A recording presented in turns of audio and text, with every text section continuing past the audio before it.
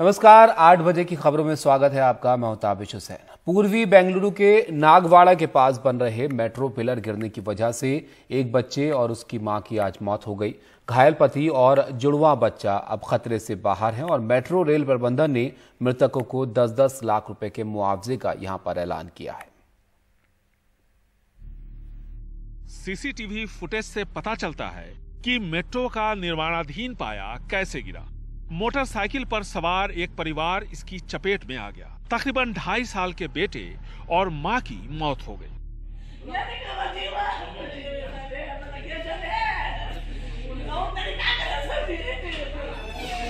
10:15 को मेरे को फ़ोन आया मेरे बेटे से, ऐसा एक्सीडेंट हुआ है करके। लेकिन मैं एक्सीडेंट से मामूली पड़े रहेंगे स्कूटर से करके मेरे ख्याल था, फिर भी लेकिन तुम जल्दी आओ करके मेरा बड़ा बेटा हो, वो बहू 2 बच्चे लेकर स्कूल को छोड़कर वो मान्यता टेक पर करके उधर वो ऑफिस है, उसी में वो कैंपस में वो बच्चों का भी स्कूल है, वो छोड़ के ऑफिस जा रहे थे। जबकि जुड़वा बेटी और महिला का पति खतरे से बाहर है। 22 फीट लंबा निर्माणाधीन लोहे के खंभे की जांच गिरने से कुछ देर पहले ही हुई थी। टुडे मॉर्निंग ऑल्सो इस पिलर की जांच करने के बाद हम आगे गए। इसी बीच आवाज आई और पता चला कि ये वाला पिलर गिर रहा है। जब हम दूसरे पिलर की जांच कर रहे थे, ऐसा लगता है कि पिलर के अंदर जो थ्रेड है उसमें तकनीकी गड़बड़ी हुई है और ये गिर गया। हन्नूर और नागवाड़ा के बीच हादसे की जगह के पास सड़क के दोनों तरफ ट्रैफिक देखिए कितना ज्यादा है। पिलर के दोनों तरफ अगर फेंसिंग थोड़ी ऊंची होती तो शायद इस हादसे को टाला जा सकता था। एक प्रत्यक्षदर्शी के मुताबिक पिलर झुक रहा था और इसकी जानकारी स्थानीय अधिकारियों को दी गई थी। 1 हफ्ते से ये पिलर गिरने का सूचना दे रहा था। हमने बताए थे, डिपेंड अपन जो भी ऑफिसर है उनको पूरा बताए थे। इसका मौत का जिम्मेदार प्योरली मौत का जिम्मेदार कोई बोला तो इधर का कॉन्ट्रैक्टर हो। इनके नेग्लिजेंस की वजह से आज 2 लोग की मौत हुई है। हाल ही में बेंगलुरु में तेज बारिश के बाद मेट्रो प्रोजेक्ट की बाहरी दीवार गिर गई थी। कार में बैठे कई लोग बाल बाल बचे थे। आधा दर्जन गाड़ियां क्षतिग्रस्त हुई थी। BMRCL इसे लापरवाही मानने को तैयार नहीं। लोगों की नजर में ये लापरवाही के सिवा और कुछ भी नहीं। उम्मीद की जाती है कि इससे सीख लेकर ये सुनिश्चित किया जाएगा कि आगे से ऐसी दुर्घटना न हो। बेंगलुरु से कैमरामैन गोविंद मूर्ति के साथ निहाल कुदवई, NDTV इंडिया। भोपाल गैस त्रासदी में अतिरिक्त मुआवजे की मांग को लेकर सुप्रीम कोर्ट में सुनवाई हुई। 2011 में तत्कालीन मनमोहन सिंह सरकार ने क्यूरेटिव याचिका दाखिल की थी, जिस पर 5 जजों की संवैधानिक बेंच सुनवाई कर रही है। इस दौरान कोर्ट ने केंद्र सरकार से कई सख्त सवाल पूछे। मुआवजे के 50 करोड़ रुपए के फंड का इस्तेमाल क्यों नहीं हुआ, ये पूछा गया। क्या पीड़ितों को मुआवजा नहीं दिया जा रहा है, ये भी सवाल पूछा गया। क्या मुआवजा न दिए जाने के लिए केंद्र जिम्मेदार है? यूनियन कार्बाइड ने पहले ही $470 मिलियन का भुगतान किया था। केंद्र सरकार यूनियन कार्बाइड से 8,000 करोड़ का अतिरिक्त मुआवजा कैसे मांग सकता है? यूनियन कार्बाइड से दोबारा समझौता कैसे शुरू किया जा सकता है? कोई पुनर्विचार याचिका दाखिल नहीं की। 19 साल बाद क्यूरेटिव याचिका की। 2011 की क्यूरेटिव याचिका पर आपका क्या रुख है? उधर अतिरिक्त मुआवजे पर केंद्र का तर्क क्या है, वो भी आपको बताते हैं। इनका कहना है कि मुआवजा 3,000 मौतों 70,000 घायलों पर आधारित था। क्यूरेटिव पिटीशन में मौतों घायलों की सही संख्या रखी गई है। क्यूरेटिव पिटीशन में 5,295 मौतें और 5,27,894 घायलों का आंकड़ा है। आतंक का सामना करने के लिए राजौरी के डांगरी गांव के लोग हथियारों से लैस किए जा रहे हैं। कुछ दिन पहले 2 आतंकी हमलों में यहां 7 लोगों की मौत हुई थी। राजौरी के डांगरी गांव में गांव वालों को नए हथियारों से लैस करने की भारी कवायद। यहीं आतंकियों ने हिंदू परिवारों को निशाना बनाया था। यहां ग्राम रक्षा समितियों को SLR दिए जा रहे हैं ताकि वो खुद को आतंकी हमलों से बचा सकें। राजेश कुमार पूर्व सैनिक हैं। वो उन दर्जनों नए ग्राम रक्षकों में हैं जिन्हें .303 राइफल की जगह सेमी ऑटोमेटिक राइफलें मिली हैं। ग्राम रक्षा समितियों को दिया गया ये मुख्य हथियार है। अब मैं बीडीसी बनने के लिए तैयार हूँ, बीडीसी बने रेज हो जा रहा हूँ। मैं वैसे ही वेपन है, हम फिर भी गांव की प्रोडक्शन, सेल्फ की नहीं, हम तो गांव की प्रोडक्शन करने के तैयार हैं। अगर हम देश की कर सकते हैं तो गांव तो हमारे लिए बिल्कुल छोटी सी। धीरज शर्मा बीजेपी नेता हैं और डांगरी गांव के सरपंच हैं। ग्राम रक्षक संतरियों की पहचान और उनके रजिस्ट्रेशन में उनकी अहम भूमिका है। डांगरी पंचायत के पास 70 ग्राम प्रहरी हैं, जिनके पास .303 की राइफलें हैं।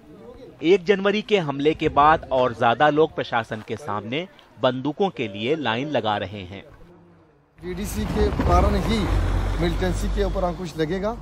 घर घर में जब वेपन होंगे और हमारे सीसीटीवी कैमरा जो है 500 हमने जो सेट जो है ऑर्डर हमने अभी दे दिया। यहाँ पे 18 कंपनी छोड़कर आप यहाँ पे 180 कंपनियां लगा दो, लेकिन 18 कंपनी लगाओगे घर घर तो नहीं बैठेंगे।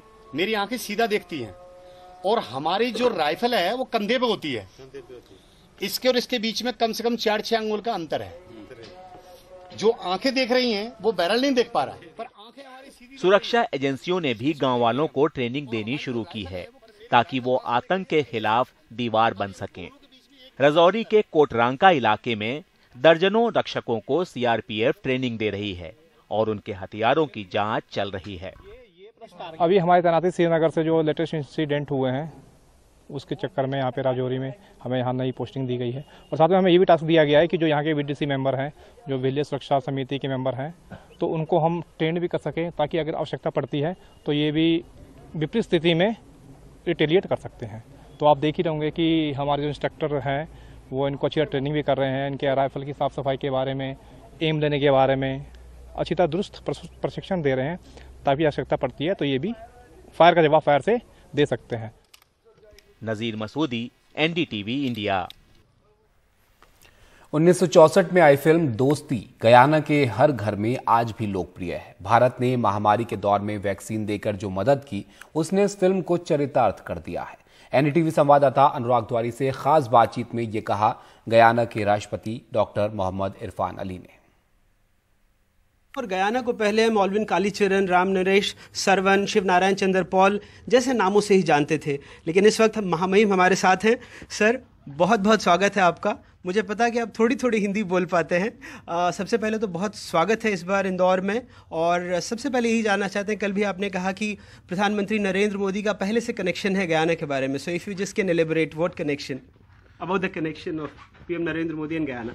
There is a great connection. You know, Prime Minister Modi came to Guyana even before he was Chief Minister. So Guyana was an integral part of his journey in becoming Chief Minister and then Prime Minister. He must have had a special interest and calling and desire when he visited Guyana. And when he came then, even before he was Chief Minister, he felt the love and admiration of the people of Guyana. And that has not changed. So I think there is a great connection. There is a connection that is cultural, a connection now that goes beyond that, a developmental connection, a connection of people to people, a connection of respect, one in which we share similar values like Sabke Vikash. And Sabka Saath. Yes, and Sabka Saath. And during pandemic, during the pandemic, India supported not only Guyana, but the entire Caribbean. In ensuring that we had access to vaccine and that we could have combated the pandemic. When many said that they need 2 to 3 years before they can even talk to us to sell us vaccine, India did not ask you to buy. India said we are giving the region 500,000 vaccine. So there is no words that can express our gratitude to India and the people of India for what they have done in supporting us. I have heard your love for Indian movies, especially you mentioned about Dosti. 1964 में film आई थी। आप कह रहे थे कि सारे जितनी भी गयानीज फैमिली है ये फिल्म जरूर देखी होगी किसी ने। They must have watched this movie Dosti. Yes, of course. I watched that movie maybe 20 times. So growing up, most persons, their parents would have them watch that movie because the movie had some very important values. The movie had some very important principles. And if you look at that movie and you apply the values and principles from that movie in life, then we'll understand that we are all connected to each other and if we all exercise our responsibility to uplift each other, to lead each other, to protect each other, to support each other, we live in a far better world. Your family moved from Kanpur, right? So have you traced your roots? आपने अपने roots को पता किया, कौन-कौन से लोग थे, किसी से मिल पाए अपने रिश्तेदारों से? Yes, I have traced my roots, and on my next visit, definitely we're going to the village. आपके famous Bollywood stars कौन-कौन से हैं, पहले और अभी और? We have many of the stars are famous. You were putting me on the spot to name one, but I can say that you know Kajol is definitely there. Amitabh Bachchan is there. Shah Rukh Khan is there. So Akshay Kumar is there. You know, they're all very good stars. They all have different, I would say, different ability in different movies. Aishwarya Rai, of course, is very much there. My last question: your favorite Bollywood film and song? Kuch Kuch Hota Hai, of course, is going to be right there. Any song, particular song? All the songs from Kuch Kuch Hota Hai, I like. आप अगर एक line गाना चाहें और कभी गाते हो? Then I will be spoiling the song. All right, take care. Thanks a lot, sir. Thank you very much. All the best. All right. Thank you. और अब बात जोशीमठ की करते हैं। आपको बता दें कि यहाँ पर जो क्षतिग्रस्त इमारतें हैं उनको गिराने का काम नहीं हो सका और होटल के मालिकों और स्थानीय लोगों के विरोध की वजह से क्षतिग्रस्त इमारतों को यहाँ पर नहीं गिराया जा सका। हमारे सहयोगी सौरभ शुक्ला हमारे साथ हैं। सौरभ, जो घर रहने लायक नहीं है, जो इमारतें रहने लायक अब नहीं बची हैं, उनको गिराया जाना था, लेकिन आज ये काम नहीं हो सका। क्या लोगों की वहां पर मांग है, क्या वो चाहते हैं, और ये जो सेटलमेंट प्लान की बात चल रही है, ये किस तरह का सेटलमेंट प्लान हो सकता है?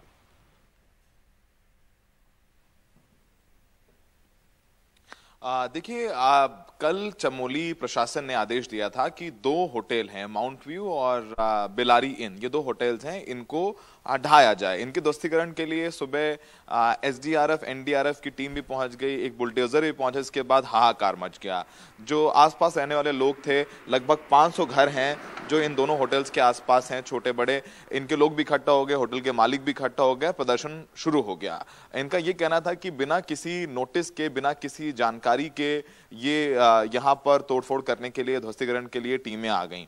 और अभी तक उनको जो वन टाइम सेटलमेंट प्लान है या जो मुआवजा है वो निर्धारित नहीं किया गया है। उन्होंने अपने 20 साल से होटल बनाया है मेहनत की कमाई से, और उसको एकदम से ढहा दिया जाएगा। वो कहाँ जाएंगे, उनके जो लोग काम करते हैं कहाँ जाएंगे, वो अपना जीवन यापन कैसे करेंगे, इसके लिए मुआवजा भी देना पड़ेगा। तो इसको लेकर के दिन भर आज फायर फाइटिंग करता रहा उत्तराखंड प्रशासन। एसडीएम भी मौके पर पहुंची और निर्धारित किया जाने लग गया कि पहले मुआवजा निर्धारित किया जाए, मुआवजा तय किया जाए, कितना मुआवजा दिया जाएगा, तब ध्वस्तीकरण शुरू किया जाए। तो कुछ निष्कर्ष पर जरूर पहुंचा गया है। निष्कर्ष पर यह पहुंचा गया है कि बुलडोजर तो बिल्कुल नहीं चलाया जाएगा। जो सीबीआरआई की टीम है, central bureau of building research की टीमें हैं, रिसर्च इंस्टीट्यूट की टीमें हैं, वो यहाँ पर पहुंची थी। उन्होंने आज अपना सर्वेक्षण किया है और उन्होंने ये कहा है कि चरणबद्ध तरीके से इन इमारतों को गिराया जाएगा। मजदूरों के जरिए ये इमारतें गिराई जाएगी। पहला टॉप फ्लोर गिराया जाएगा, उसके बाद धीरे धीरे ये इमारत जो दोनों होटल से गिराए जाएंगे। बुलडोजर नहीं चलेगा।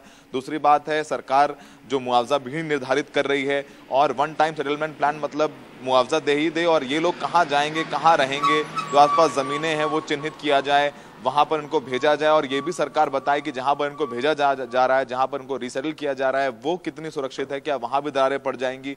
तो इन तमाम सवालों को लेकर के अभी बातचीत चल रही है। और दूसरी सबसे बड़ी समस्या है कि सिर्फ ये दरारें हैं वो बढ़ती जा रही हैं। कल तक 680 घरों में ये दरारें थीं, आज बढ़कर जो अभी नया ताजी जानकारी सरकारी आई है उसके मुताबिक अब 731 घर हैं जहां पर ये दरारें देखने को मिली हैं। तो दिन प्रतिदिन ये दरारें बढ़ती जा रही हैं और प्रशासन के लिए ये समस्या हो रही कि दरारों को रोकना तो उनके लिए नामुमकिन है, लेकिन लोगों को सुरक्षित स्थानों पर पहुंचाना, जो ज्यादा खतरनाक इमारतें हैं उनको समय से ढहाना भी, जिससे कि अगर मान लीजिए कल को ये अपने आप ढहती हैं तो उससे जान और माल की क्षति कम हो। तो काफी कुछ करना है प्रशासन को, और प्रशासन के पास वक्त बेहद कम है।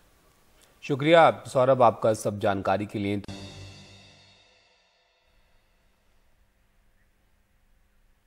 दिल्ली के लाल किले में साउंड एंड लाइट शो नए सिरे से शुरू हो रहा है और यहां पर गृह मंत्री अमित शाह इस वक्त बोल रहे हैं। सीधे आपको वहां लिए चलते हैं।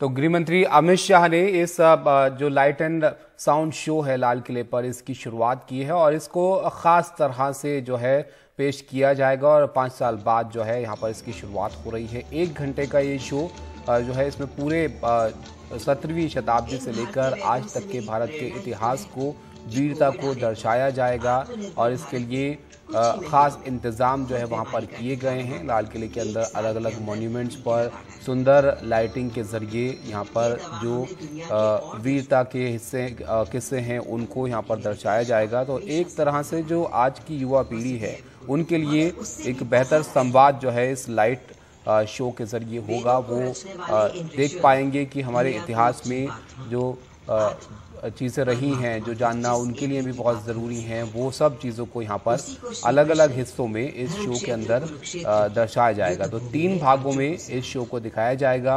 अंदर लोगों के बैठने के लिए भी खास इंतज़ाम जो है यहाँ पर किए गए हैं और 5 साल के बाद लाल किले पर ये जो लाइट शो है इसकी शुरुआत हो रही है।